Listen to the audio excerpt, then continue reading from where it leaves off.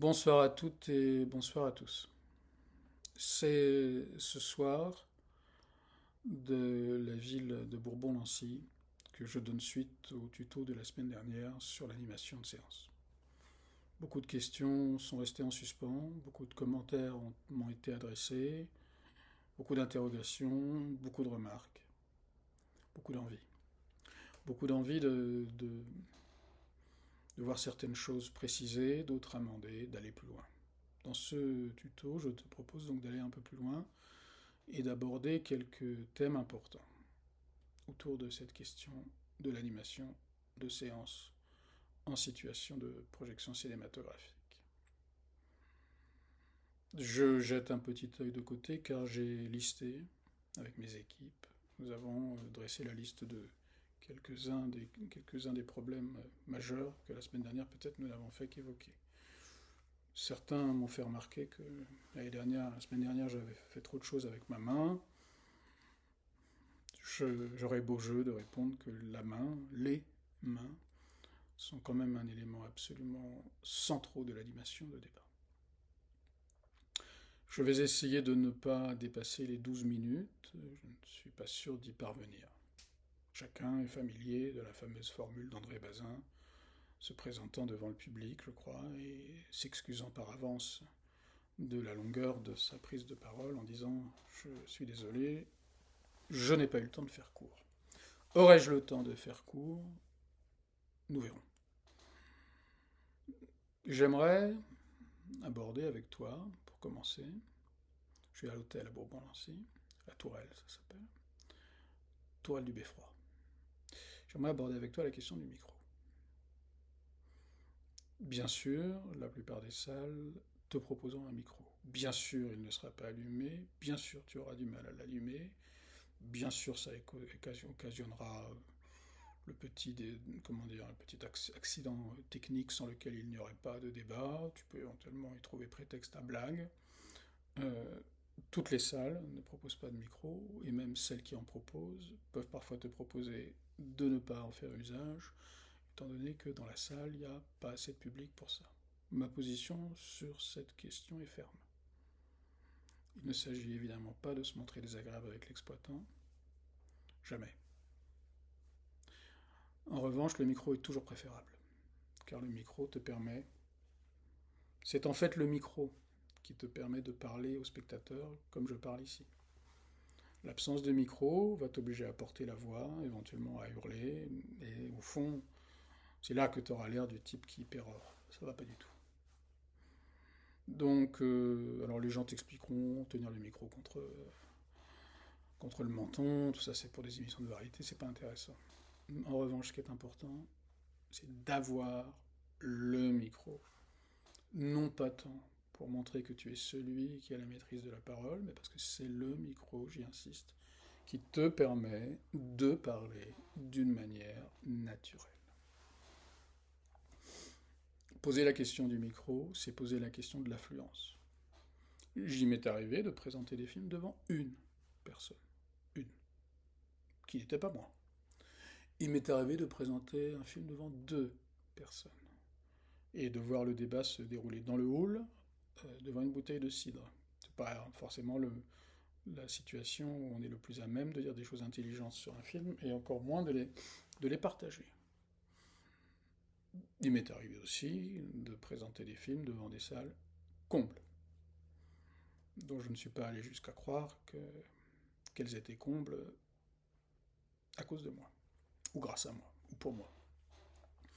J'en ai tiré cet enseignement que je te confie, que je te partage, que je te communique. Contre-intuitif cet enseignement et en même temps inévitable. Au fond, il coule de source, il est de bon sens. L'enseignement est le suivant. Prendre la parole devant une salle quasi vide est un exercice beaucoup plus impressionnant, délicat et compliqué que prendre la parole devant une salle à moitié remplie, a fortiori si elle est comble.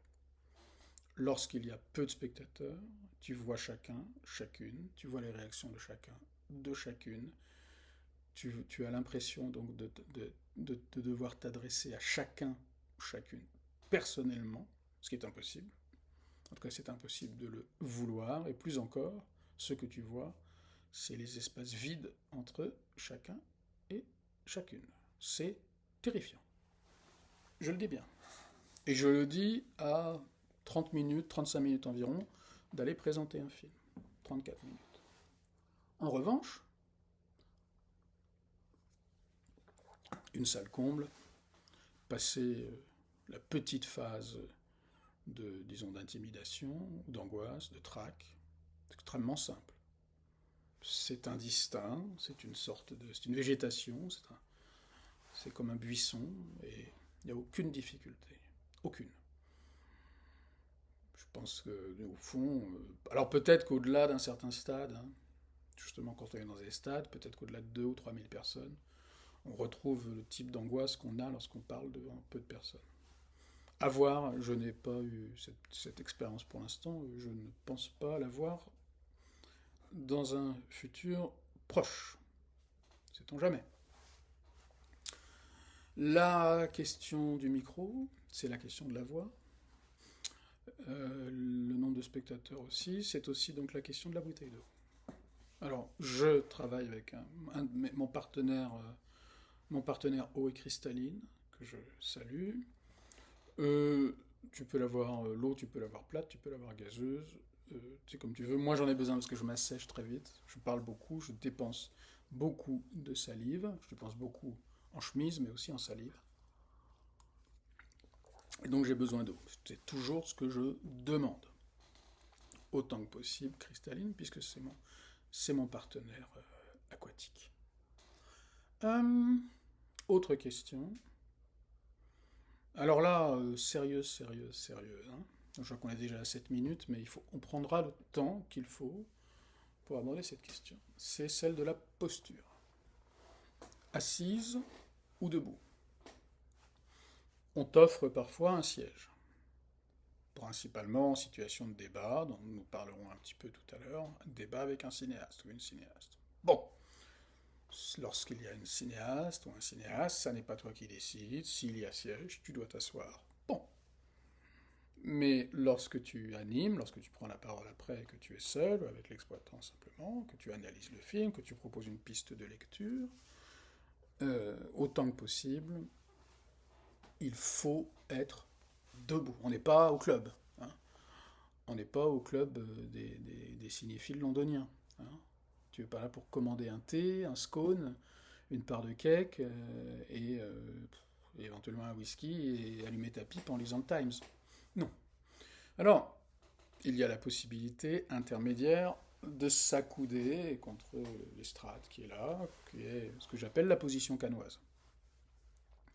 Car tu dois savoir, je l'ai déjà dit, je le redis, qu'à Cannes, un des spectacles les plus grotesques auxquels on est convié à assister, et même contraint d'assister, ce sont les critiques qui estiment avoir pignon sur rue, estiment être les cadors de la profession, qui, avant le début de la projection, s'accoudent, tournant le dos à l'écran et se mettent à plastronner, à pontifier, à paternaliser tranquillement sur les films qu'ils ont vus, et qu'évidemment, tel film polonais de l'édition 2014 ne vaut pas le film polonais de 56, évidemment. Évidemment. Bon, voilà. C'est une des raisons pour lesquelles je ne vais plus à Cannes, parce qu'on a autre chose à faire qu'à assister à la tristesse d'un tel spectacle. Bon. Nous sommes déjà à 9 minutes, je ne vais pas pouvoir aborder tous les sujets.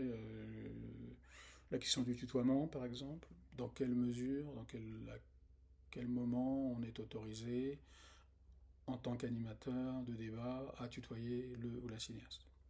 Autant que possible l'éviter, si tu ne peux pas l'éviter parce que tu considères que le vouvoiement au fond est moins naturel que le tutoiement et que c'est le vouvoiement qui va passer pour une affectation, tu peux préciser au début, je vais tutoyer Steven Spielberg parce qu'avec Steven on se connaît depuis longtemps. Bon, très bien, mieux vaut prévenir. Comment répondre aux questions du public? Bon, ça, je crains quand même que cela doit faire l'objet d'une vidéo, d'un tuto à part. C'est vraiment une question grave. Et c'est une question délicate. Et c'est une question sur laquelle la recherche, même la plus avancée, sèche. Il faut bien dire ce qui est. On n'a pas trouvé On n'a pas trouvé de parade. Qu'est-ce qui se passe quand un spectateur est complètement... tu montres un film espagnol, un spectateur dit ça m'a déçu parce qu'il n'y a pas de scène de paella, par exemple. Ça m'est arrivé, hein. Ça m'est arrivé, donc c'est compliqué quand même. À l'inverse, bien sûr, il y a toujours, et j'en ai beaucoup parlé dans des articles à droite à gauche, il y a toujours quelques interventions qui sont parfaitement, comment dire, qui illuminent.